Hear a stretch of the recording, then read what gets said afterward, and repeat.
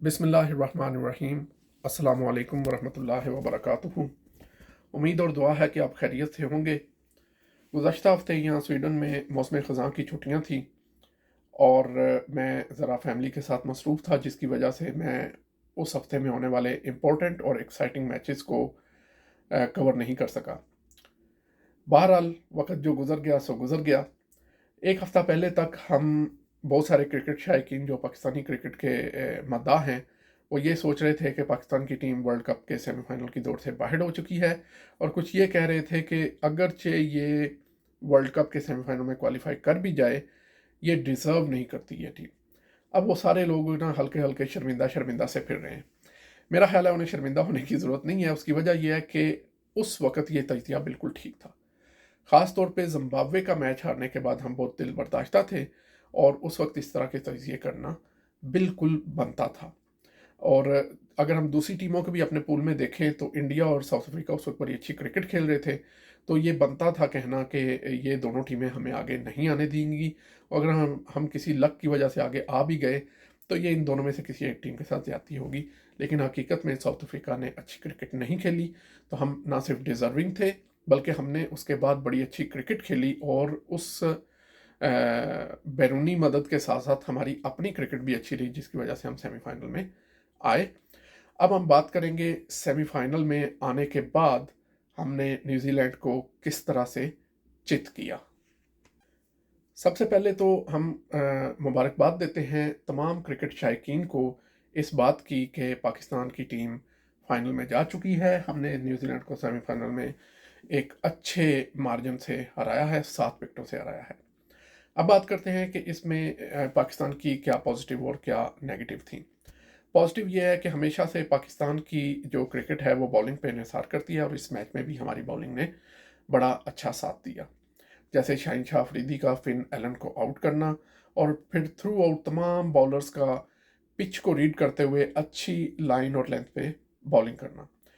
Finn Allen को अगर हम आउट ना करते तो उनका पावर प्ले अच्छा हो जाता। अगर पावर प्ले में वो 60 स्कोर बना लेते तो फिर वो आहिस्ता खेल के भी बाकी वाले 14 ओवर्स में 100-110 रन बनाते, तो 160-170 हमारे लिए एक चैलेंजिंग और मुश्किल टोटल हो सकता था।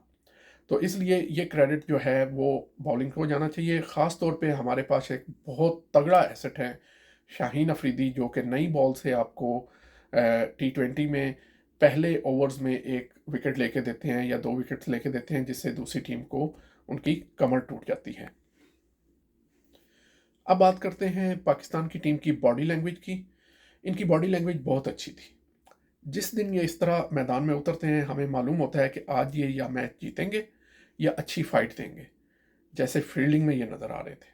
शादाब खान का वो रन आउट, डेव कॉनवाय का, वो एक्सट्रीम एग्जांपल थी इस चीज़ की कि ये मैच में बाकायदा एक पैशन के साथ आए थे। तो उसके बाद फिर नतीजा तो यही होना था जो हुआ। मैं इस मौके पे पाकिस्तानी टीम के कैप्टन बाबर आजम की भी तारीफ करूंगा। नो डाउट पाकिस्तान के पास इस वक्त बेस्ट बॉलिंग जो है ना ग्रुप, वो मौजूद है। मसलन हमारे पास 4 फास्ट बॉलर हैं, हमारे पास 3 स्पिनर हैं डिफरेंट टाइप्स के। जब आपके पास इतने ज़्यादा एसेट्स हों, यानी 7 बॉलर्स हैं, उनको उस दिन ग्राउंड के अंदर किस तरह और किसको यूज़ करना है, ये बड़ी ट्रिकी बात होती है। तो जब हम बाबर आजम को छोटी छोटी बातों पर पकड़ कर तनकीद का निशाना बनाते हैं, तो ये क्रेडिट उनको जाता है कि उन्होंने इन 7 बॉलर्स को जिस तरह से यूज़ किया है पिछले चंद मैचेस में और इस सेमीफाइनल में, ये काबिल तहसीन, ये काबिल दाद है। हमें खुद मालूम है कि 150 स्कोर भी, यानी 150 भी हमारे लिए मुश्किल हो सकता है, और ये मुश्किल हो जाना था। मैं आपको बताता हूँ कैसे। लेकिन इसको हमने जितना इजीली बना के चेज़ किया है, इसकी हमें दाद देनी पड़ेगी इस दफ़ा बैटिंग को भी। राइट टाइम पे मोहम्मद रिजवान और बाबर आजम जो है वो फॉर्म में आए। ये इनके लिए बड़ा ही एक सेट टोटल था जो ये आसानी से ये कर लेते हैं।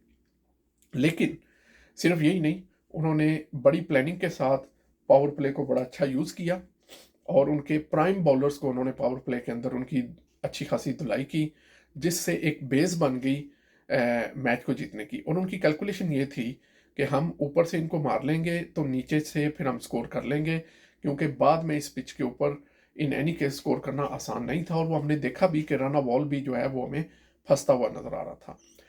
अब उसके बाद जब रन बॉल फंसता हुआ नज़र आ रहा था, मैथ्यू हेडन ने बाबर के आउट होने के बाद हारिस को ही भेजा, शान को नहीं भेजा, क्योंकि हेडन का ख्याल यही था कि अगर हम 2-4 बॉल यहाँ मिस करेंगे तो हो सकता है हम उससे रिकवर ना कर सकें। T20 बड़ी फास्ट गेम है, तो रिकवर करना यहाँ बहुत मुश्किल हो जाना था।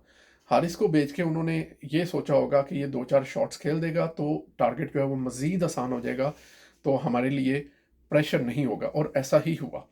हारिस ने उस तरह की इनिंग्स नहीं खेली जिस तरह की पिछली दो उन्होंने खेली, यानी 200 के स्ट्राइक रेट से, लेकिन जो इनिंग्स उन्होंने खेली वो बड़ी एक इम्पैक्टफुल थी, और मैच जीतने में उसका बड़ा एक किरदार था। ख़ास तौर पे जो उन्होंने एक 6 और एक 4 लगाया 17th या 18th ओवर में, that was the match defining moment. अगर वो ना लगाते तो मैच तकरीबन फंस गया था, हमारे से स्कोर नहीं होना था। और आप देखें कि हमारे से स्कोर नहीं हुआ। हमने जो 5 बॉल पहले ख़त्म किया है उसमें आप देखें एक बाय के 3 रन हैं, ठीक है, एक वाइड है। अगर ये स्कोर ना होते तो मेरा ख्याल है कि न्यूजीलैंड देख रहा था, उन्हें पता है पाकिस्तानी बैटिंग जो है वो बाज़ का स्ट्रेस ले जाती है, तो कुछ भी हो सकता था। तो मेरा ख्याल है कि इस मैच में जितना बैटिंग में चेज़ का क्रेडिट जो है वो बाबर आजम और मोहम्मद रिजवान को जाता है, उससे कहीं ज़्यादा इसके फाइनल टचेस को आसान करने का क्रेडिट मोहम्मद हारिस को जाता है, और ये एक बड़ा दमकता सितारा हमारी टीम में मौजूद है इस वक्त। पाकिस्तान की बैटिंग, बॉलिंग और फील्डिंग की तारीफ़ व तौसीफ़ के बाद हम अगले मैच तक के लिए आपसे इजाज़त चाहते हैं। अपना, अपने अजीज़ कारब और अहल खाना का ख्याल रखिए। इंशाल्लाह आपके साथ जल्द मुलाकात होगी। अल्लाह हाफिज़।